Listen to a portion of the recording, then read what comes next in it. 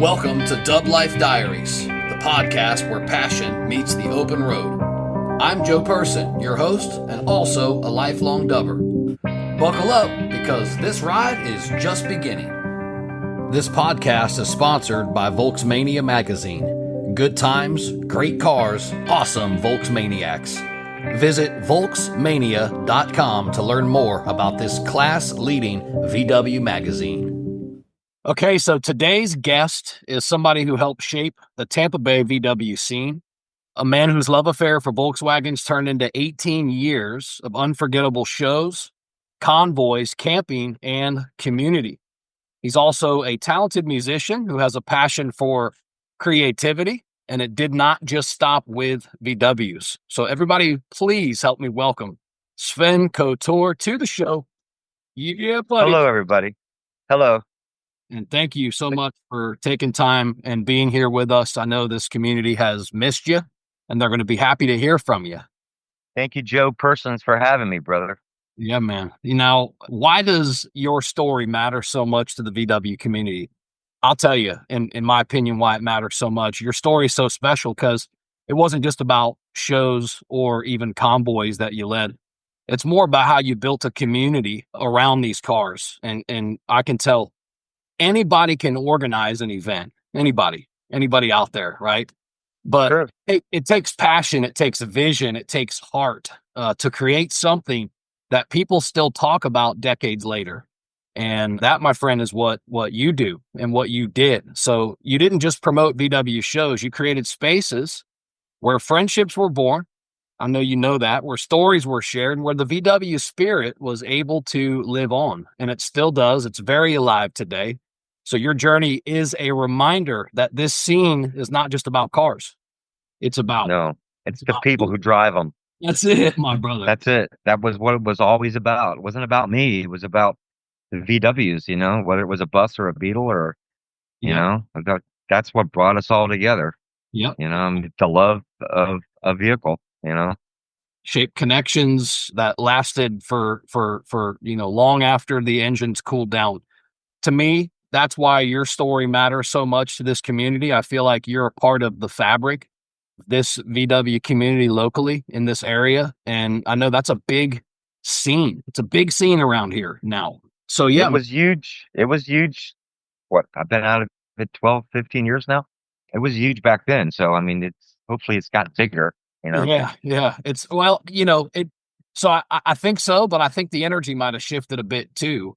It was probably easier to acquire those cars back then. They were cheaper. That is true. Yeah, right. But bottom line, brother, I'm giving you your flowers. I think you deserve them. So thank you, man. Thank you, welcome, man. So I'm going to set the scene for us. All right. Take me back to Clearwater, Florida, 1994. What was it about the 1970 VW Transporter, the bus, that you finally found that grabbed you and never let go? So I brought the bus home April 25th, 1995. I was wrong. Gina broke out some video. She actually had some video that she shot of me showing off the bus for the first time I brought it home. I got it, stopped at a car wash, took off some stickers, So it was April 25th, 1995. I'd always wanted a Volkswagen. As a kid, the emblem, the V and the W. Yeah. It was just, I was always drawing that on papers, and the shape of a bus was just something that I had always loved. And at the time, Gina was my girlfriend. We'd been married now over 20 years, been together 32 years.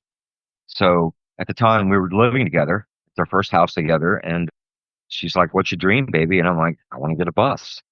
I didn't know why. It called me. Yeah. And I was raised in Tampa, and we were living in Clearwater at the time. And so there was a Volkswagen dealership on Florida Avenue called Holbrook's VWs. He was just a junk dealer, really. Flip them. He was a flipper. Sure. And in the 90s, like you were saying, the Volkswagens were cheaper. You could get a bus for a couple grand. Yeah. Under a grand. Yeah. That's mine. They're like Bitcoin nowadays. Yes, that's true. You're right. Mine was a rust bucket. I drove it. I had it 18 years before we sold it and went to Australia. Yeah. That's a whole other story. But Yeah, we'll get to that. We'll get to that. absolutely, absolutely. Joe Brennan, go shout out to him right now because I'm sure he'll be watching this. Awesome. Yeah, after it's just there's something about the shape. We love the shape. It's So Gina I was wanted to see your dreams come true. What's your dream, baby, is what she said to you. So I don't Yep, really have to ask how it intertwined with your personal life because that's how it intertwined. You got it, it. It was your dream, and she was helping the dreams come true. it's true. That's what we do. So the Burger King meetups, you said something interesting when you sent me that info. You said there was 50 to 60 cars there on On any an average, yeah. yeah, on any given Saturday night. So do me a favor, set the scene for that Burger King. Where was it? The Burger King was on US 19 and 110th Avenue. It's now like a shrimp and chicken place with it it was a shopping and a strip mall that is now defunct. It was a weight room, gymnasium there. But yeah, the Burger King was 110th Avenue and US 19. It was a Saturday meetup. That's just where people were meeting there before I got my bus. And I would drive over. 50, Uh, 60 cars though. I mean, that's like, that's electric, dude. people came pe people That's a came from buzz. Tampa. People came from Sarasota. I mean, it was a draw. What do you It think? was What do you think made that night or that scene at that time? What do you think it made it so special? Because, I mean, because 50 60 cars that's a decent amount. there was a classic car show there with every Saturday, all the classic cars would meet there. And so there'd always be one or two Volkswagens that we'd be in the corner. But then week after week we would start getting there were more Volkswagens than there were American classic cars. So Yeah, we sort of buddy. we, so we sort of pushed them off to the side and we just took over the whole two main parking rows with Volkswagens. It just became the scene that Yeah. we went with that we did on Saturday night. There was no other shows happening. That's just where we met and became friends. And my father was a silkscreen printer back in the 70s and 80s. He made T-shirts. So that's what, I had a No, buddy. that's where yeah, I yeah, had a yeah. buddy who had a shop in downtown St. Petersburg called Goodbyes. And he had the iron-on transfer machine, Xerox machine. I Yep. could just put my artwork on the Xerox machine, hit mirror copy, and put it in the paper, and he would spit out the prints. And he had the T-shirts, so I would buy a dozen shirts and just print them up with the old classic Volkswagen ads, Now from when you sent me those details, you sent me some names of the scene back then, and yeah, I'll help you refresh your memory.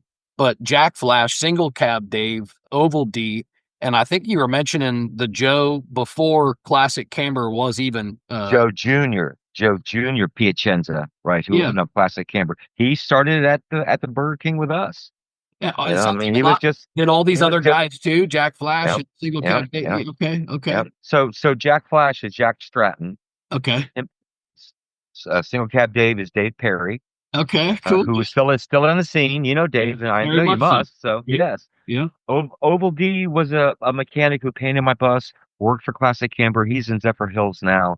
He's out of the scene. He sold his Oval. It's a beautiful car. So But these guys are legendary for the scene, kind of like you are are. they still now? Are they really? Yeah, yeah. Oh, that's Some of cool. these That's cool. some of these names for sure. But like, what were those early connections like? Were just your friends? Just Yeah, other exactly. enthusiasts? Just yeah, Exactly. I was the long-haired stoner tie-dyer. I mean, yeah. when I got our bus, I was already airbrushing and tie-dyeing with my wife or girlfriend then. We were tie-dyeing shirts. And so when I showed up on the scene, I had like tie-dyed shirts already and blankets and it's just I'm not into the Grateful Dead at all. I wasn't never a Deadhead, although, Yeah, you know, yeah. being associated with a Volkswagen bus, Right, so you're a right. deadhead. No, I'm not a deadhead. So, but long live Jerry. But that's what sort of I was drawn to making shirts because it was in my blood with my dad and the scene didn't have anything like that. So Saturday nights I would grab my couple dozen shirts, my kids, we'd go to the Burger King and I'd set up my little stand and sell my shirts and we would touch and squeeze and talk about everybody else's Volkswagens and Yeah. it was and that's where the show scene sort of was birthed was from friends. Jack Stratton and I were like, we should do a show. And he's like, yeah, we should do a show. He's like, we've got this. He had the connection with the Volkey Club. Yeah, the Volkey Fest was was what he launched. I helped him with the first year, maybe the first 2 years. Then I was off doing bugs on the pier. So we sort Well, of split after. in the timeline, I'm going to bring you back. I'm going to bring you back to, because I think it's important to touch on this. You're kind of mentioning that you're starting to notice, wow, this is pretty cool. Maybe even be a promoter to have our own show. But something inspired that, right? So you mentioned something about how you went to Bug Jam back when it used to be Yep, in Land O'Lakes, and that it just yep, absolutely blew your mind. it did. Walk me through that. What was it like showing up to an event like that when you're such a fan? And, we all know what Bug Jam is today. I'm sure Sure, it's sure. massive even back then. But, what was that experience like? Take me through it. Well, first of all, God bless Al and Jeannie Brumley. They were the originators. They had a shop in Land O'Lakes that was right next to the fairgrounds where the original Bug Jam started. Small world syndrome. I was in a band before I got a Volkswagen, and I had played there like a year or so before I even got my Volkswagen and drove to Land O'Lakes for the first Bug Jam that I went to as a VW participant. I had been there before as a musician, and it was like I pull up to the place and I'm like, this looks familiar. And oh yeah, that's right. You were here like 2 years ago playing country western music. And so, just seeing that whole culture being, pulling into the parking lot in my bus and parking next to other Volkswagens and then going into the show and going through the swap meet and seeing, oh, I need that taillight. Oh, I need that bumper. Oh, you start the wish list right there. Yeah. Day one. And it just sucked me in. I mean, that whole culture, we know what the Bug Jam is like. You don't go there and not know what you're getting into. I mean, All these right. people eat shit and breathe Volkswagens. Right. They all still do. So now we're timeline wise, now we're straightened out. So now it's Like 98. 90, it's like 96. I got my van in 95. So my first Okay. Bug Jam would have been, I got my van in April of 95. So Bug Jams are in November. So it would have been 96 would have been my first Bug Jam All with right. the bus. So tell me this thought then, because by 98, you said you're printing shirts on iron on, press on, heat transfer, whatever that's Yep. called, off of magazine ads. You've got the Tampa Bay Volkey Fest going with Jack With Jack, right? Yep. First 2 years with him. And then him and I split and I started Bugs on the Pier. So that's what I want to know right there. How did that feel from fan now to promoter? How did that shift take place? When did you kind of get bit by the bug and say, all right, I'm doing this on my own? Well, I'm an entertainer. Not if you haven't figured that out yet, whether with the art and the bands. And over the years, I remember sitting in bed with my wife, coming up with the idea. I'm like, baby, we're just going to do a show on the pier. I got permission from the city of St. Pete to do it. And she's like, looks me right in the eye and she's like, why would you want to do that? Why? When I say I do these shows, it's me and her. Okay. Joe, one person does not put together Volkswagen shows. It's a community. Yeah. Eventually it's a community, but at first it's a husband and a wife and friends are brought in. Yeah. And, she was questioning me like, and I'm like, baby, it's just, I got to do it. I'm drawn to have a show. And over the years, having Bugs on the Pier, I wasn't in a band, organized band, but I'm a drummer and I would bring in a guitar player and a bass player. And we were like the show entertainment, like, because I had a show. I mean, you know how it is. Bugs on the Pier was, that's like my own little bug jam. I Right. could Right. make Right. my own Right. trophies. I could print my own flyers and, go out and sell my soul to the sponsors and create a show. So I want to touch on this before because I know this also kind of happened at the same time simultaneously, or at least in the timeline. Was that shirt back there? Was the first Skyway convoy? Skyways, yes, So yes. so That April of '98, right?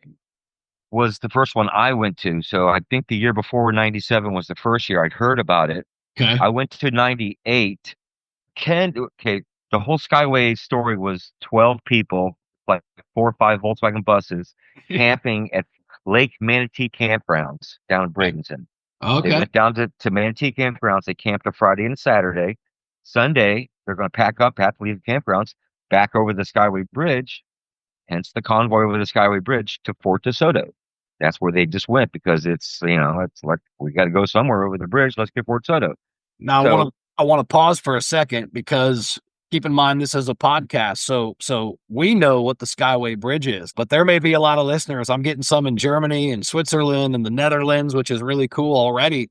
But I want to talk about what this Skyway Bridge is. So the backdrop for many now 26 years in a row, legendary convoys have come over this Skyway Bridge. So we're talking a bridge that stretches over 4 miles across Tampa Bay.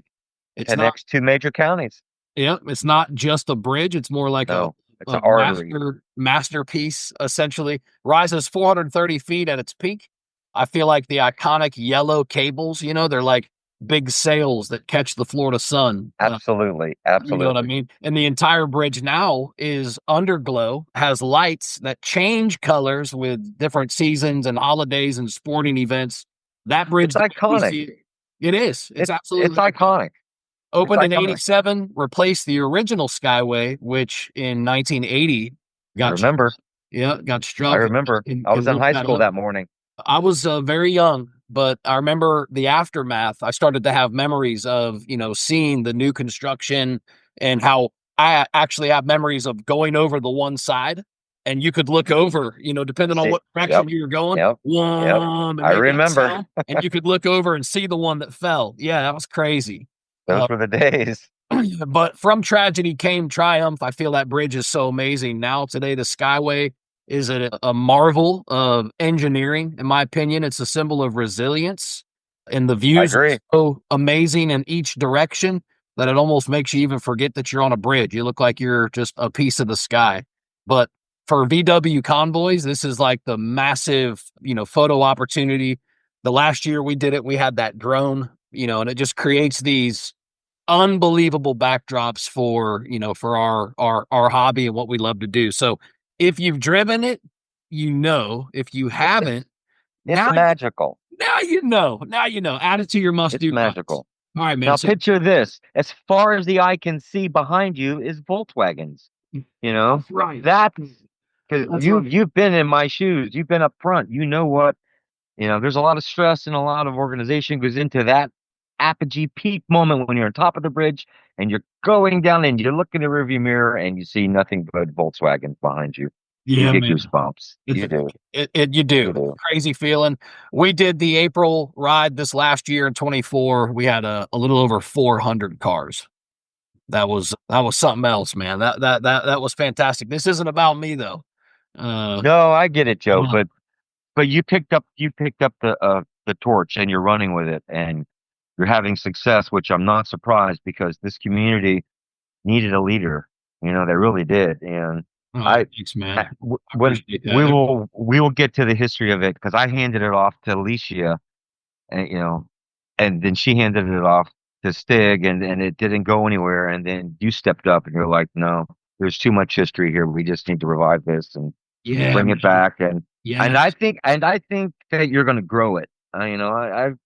I've warned you. This will consume your life. You have the creativity and the foresight to grow this. I know you will. And I definitely got some announcements coming. We'll leave it alone. Yeah, and I don't do it alone. You know what I mean? Alan's been a blessing. We're both, completely different types of people. He handles, certain aspects, and I handle certain aspects, and it works.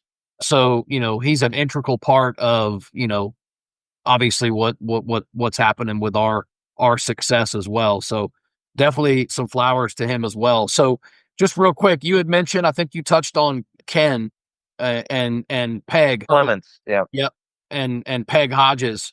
Just tell me quickly, how did they influence your journey? Because we're now at, you're blown away at Bug Jam. It's time to step up. You're doing your own thing now. So now I get my own show but meanwhile the Skyway is still going. I'm still supporting it. Right. I lived in Crescent Lake, Woodlawn area, 11th Avenue North, right there by the tennis courts, the Crescent Lake tennis courts. So what I would do is I would have a little convoy of my friends would meet up there Sunday morning, and we would convoy down to Bradenton over the Skyway to meet up with the big group.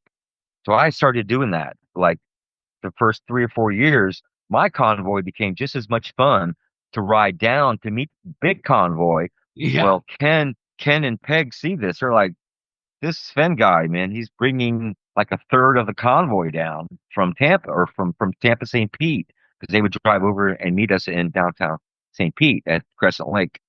So eventually, after about 3 years of me participating, they were ready to hand it off. Okay. And that's but at that point I already had Bugs on the Pier going. So that's when the Wild Weekend was born.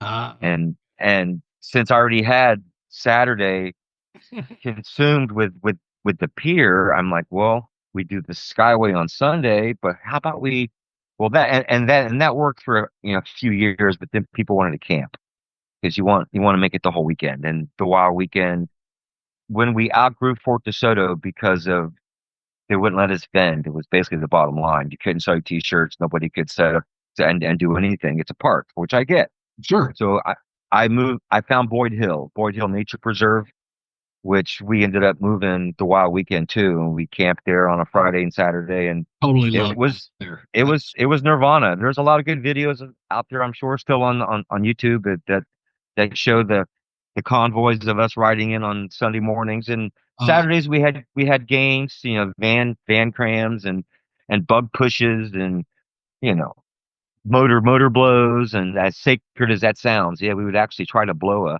1600 single port motor up. I mean, how stupid is that now? It's rare, but back then we had parts, so but it just grew. I mean, I was in the right place at the right time. I was already showing Well, my wings. I think there's something behind that though, because you have to have, in order for something like that to grow, there has to be at least either some level of passion or some type of a vision for it. So There's a scene behind it. It started off with the meetups on Saturdays, and that scene rolled into car shows. In yeah, car shows, we found out about the convoy over the Skyway, and we helped. It was cool because they would do more than just the Skyway. They would do buses at the beach. It was like June or July, like every summer, they would meet out at Fort DeSoto, and it was just buses. It was so cool. But the Skyway thing has its major bus influences because people just love the buses. And sure. there were certain years where it was buses over the bridge and it was bugs over the bridge, and Yeah. just I was actually going to just touch on that. I was going to say, you didn't wagons just over stop the at one. Skyway. You did VWs boats over the on the Skyway. pier, buses on No, the you pier, can't. Type 3s on Yep. the pier. I saw all kinds of names. I was like, Yep. damn, you had a show for everybody. Now, we just all come together as one now. You have to. You have Yeah. to. But I didn't want to be a one-trick pony. You want to change it up. It was bugs on the pier last year. All right, next year it'll be buses on the pier. Yeah. Then we'll do type 3s on the pier, and then You're a and marketing all are genius. welcome. You're a marketing genius. It's just I didn't want to be a one-trick pony. You think outside the box. So lots of activity for you with the pier. The Skyway, we know its element, we know its majesty, we know what that equals. Talk to me about the backdrop of the pier. What made that something for you to put that much energy and invest, 4, 5, 6 shows a year at the pier? You remember the old pier? It's so scenic out there with the inverted triangle, and we could drive around it and park. It had all little covered parking spots, so we could put 2 Volkswagens in each spot, and we could ride our skateboards around it, and people could fish. And I had games. We would do the van cram. We had music. One year, I set up this like a 500-foot long Hot Wheels track, and we were drag racing on the pier. People said, you can't drag race on the pier, Sven. I'm like, yeah, we are. And we set up a Hot Wheels drag track, and we were drag racing on the pier.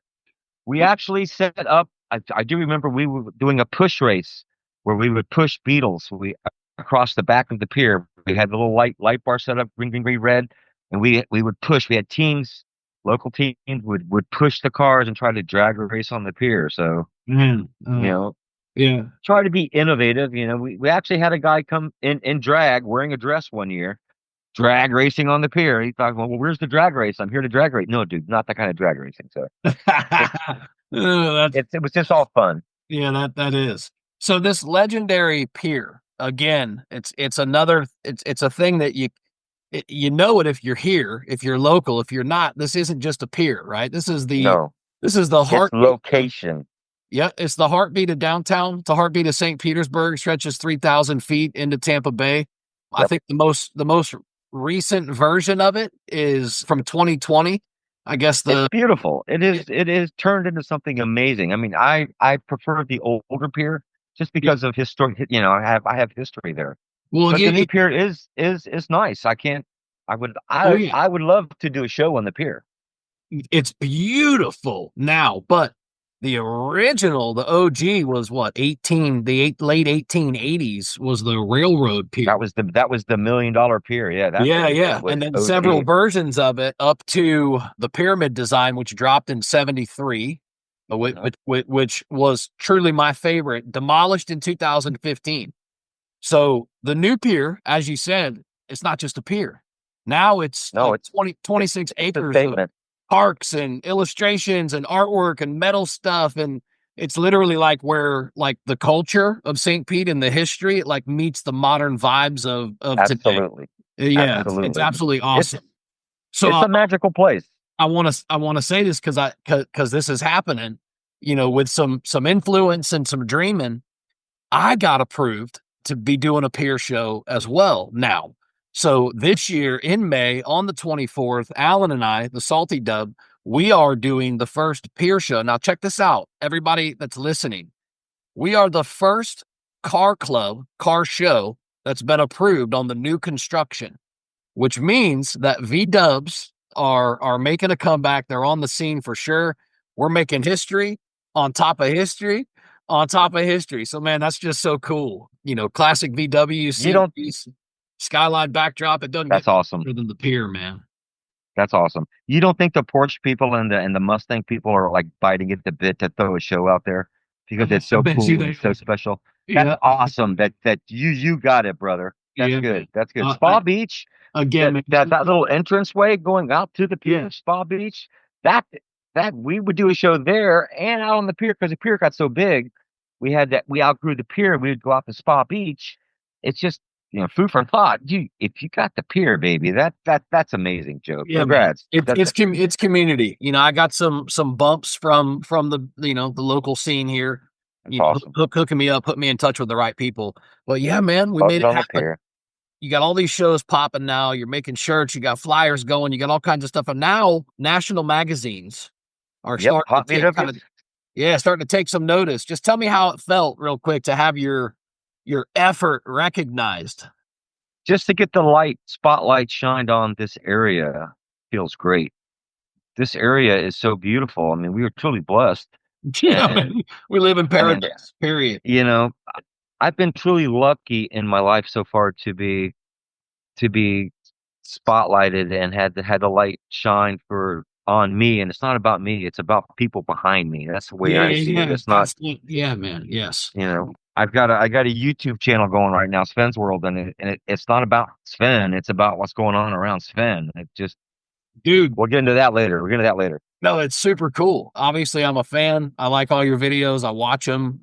Thank Dude, you, Joe. Thank you. the music, like you said, you're an entertainer. You do a good job. I'm trying to follow in You're- your footsteps, brother. Trying to be a It, good it, entertainer. it runs in my blood, man. So 18 years of shows, success, magazines, all kinds of cool shit. The whole, scene is swaying in Sven's way. Now music takes over your life. Music was always there. I got burnt out on the being a promoter. I mean, when I met Jeannie Brumley and she warned me like I warned you, it's gonna take over your life if you let it. Be careful what you wish. And it's just, it's not that I didn't love the people. I didn't love the ability to be able to create shows and bring people together. It's just I got burnt out. I needed to step back, and when I took on a band full time after I stopped doing my shows, I was using my Volkswagen as as my van. I put my drum set in there, the PA gear, the bass rig. I mean, I was killing my bus. It Yeah. made no sense. I mean, I had just restored it a few years before that, and it's just like you need a white Ford Econoline van. It just Yeah, yeah. is what it boiled down to. I hated to say that, but So you so sold the bus to Joe Brennan. It goes down to, you said, the south of south Australia, of Australia, yeah, and it's still making its rounds out Wales, there, being entered in shows. I saw his it's Facebook. beautiful. It's like his life. So Your bus is living a second life halfway around the world. How's that feel? He's raising his kid in it, just like I raised my kids in it. It's amazing. It's funny because I've never met the cat, but we communicate. He sends me, hey Sven, how you doing? I send him, pictures of whenever I find old photographs or Yeah. something that What'd you the name bus that is bus? in. What'd you name that Hildegard. bus? What That was was it? that was Hildegard. Hildegard. Hildegard. Yeah, Hilda. Well, Don't I ask me whoever was Hildegard, but Hildegard. She love to was hear she was names. she was the bus. Yeah. And it's cool because when Joe got it, he didn't take no stickers off. The classic camber tag frame is still on it. So Mm. the VW Freaks stickers are still on it. I mean, it's cool because people see it down there like it was here, so they're like, "Wow, that's like American." They don't see Americanized stuff like we do here. It's just cool, that he didn't change it. So Yeah, no, that is cool, man. And I think there's like this level of respect over time with these cars. I think that's one of the reasons why people get pissed when there's a flip, right? Because like if somebody gets a deal or takes the torch or takes a vehicle or buys one, very very public. It's nowadays with social media and stuff, and it when it falls into the wrong hands and it gets flipped, it's like there's a lot of opinions mixed of around that, course, and that just of shows you course, the type of loyalty that this community has. I think that speaks volumes, really by sure. itself.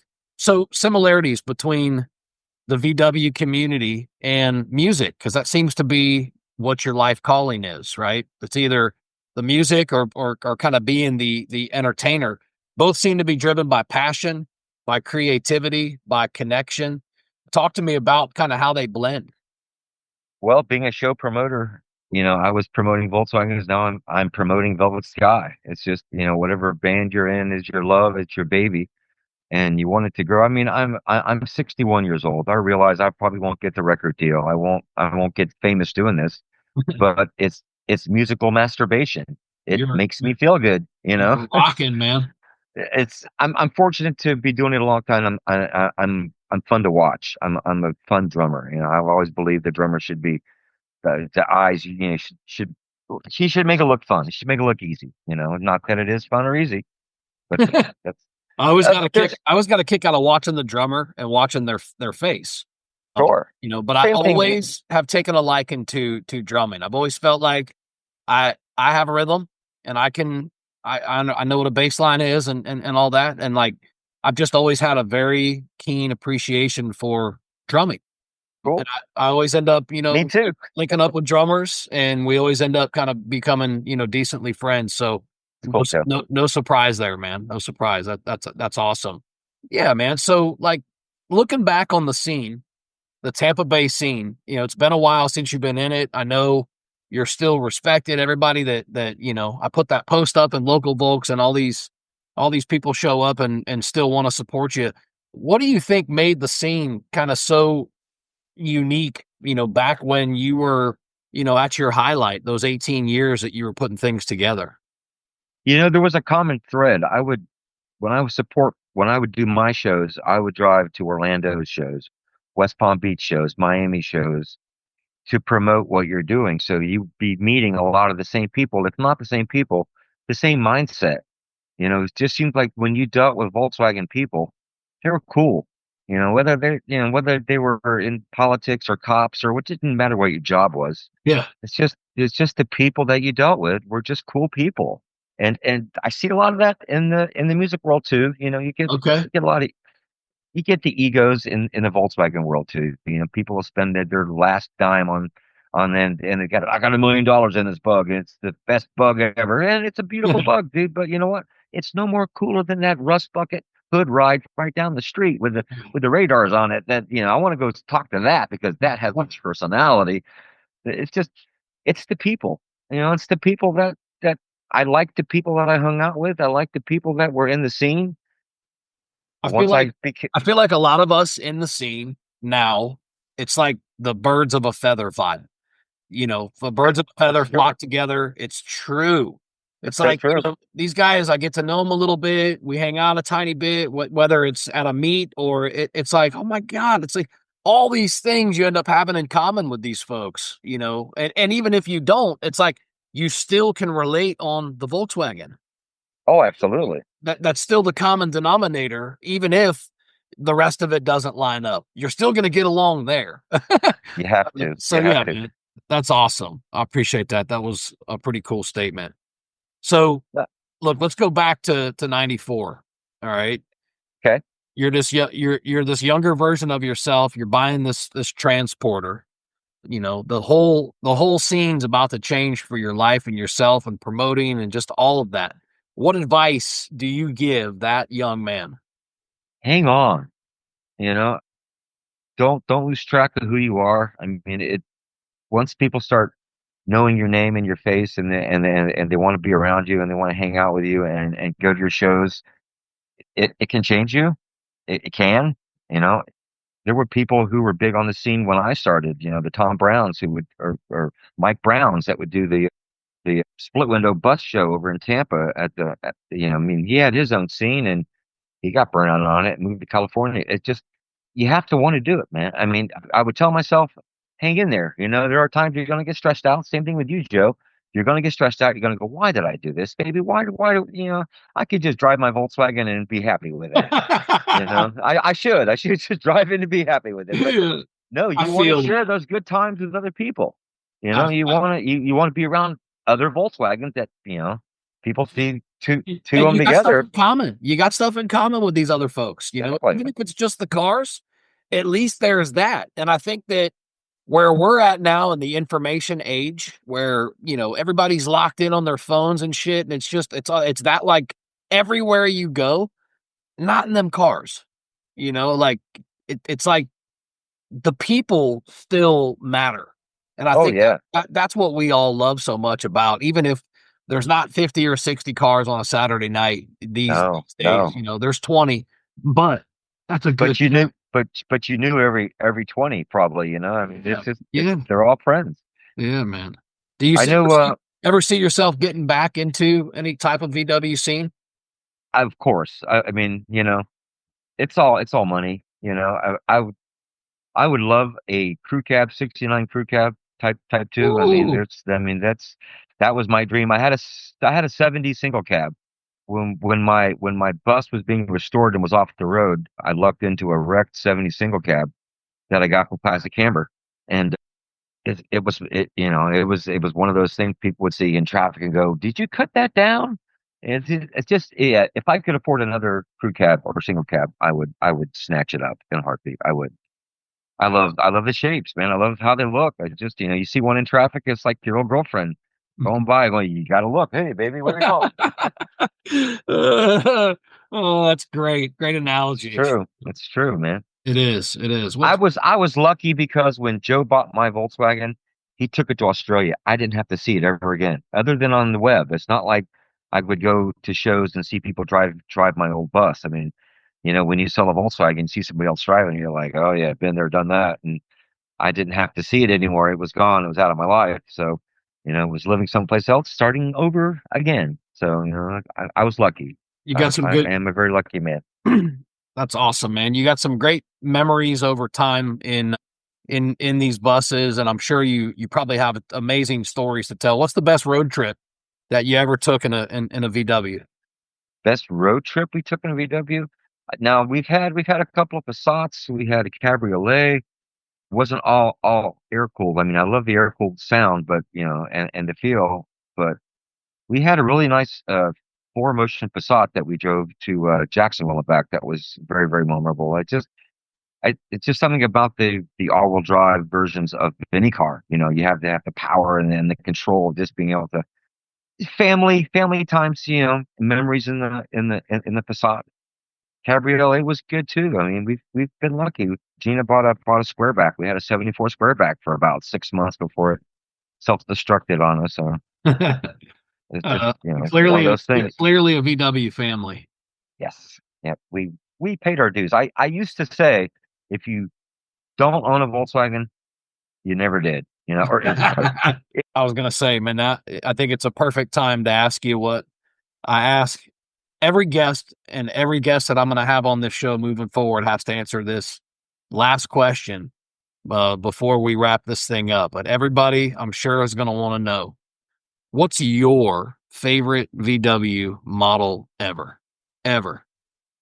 Google wagons are pretty cool. Swim wagons probably be my second.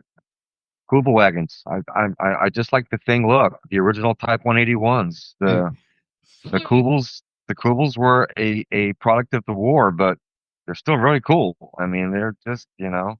I I got a like them. 74 Type 181, and No, you've got the illness. I love that little thing, man. It's like, I think I didn't expect to like it as much as I do. It's when you get in it and start driving it, like you Things put the grow on you, windshield man. down, and it's like, oh, hold on. Like, why do we ever drive any other way? I get it. Totally. Yeah. Oh, awesome, man. There's a reason they were so popular. I mean, they only made them for what, 4 years? They 5 made them years, for I think. in the US, 3 they years? used them for 2 years, 73, 2 years, 72, 74. 74, right, 72 and 4, right. Yep.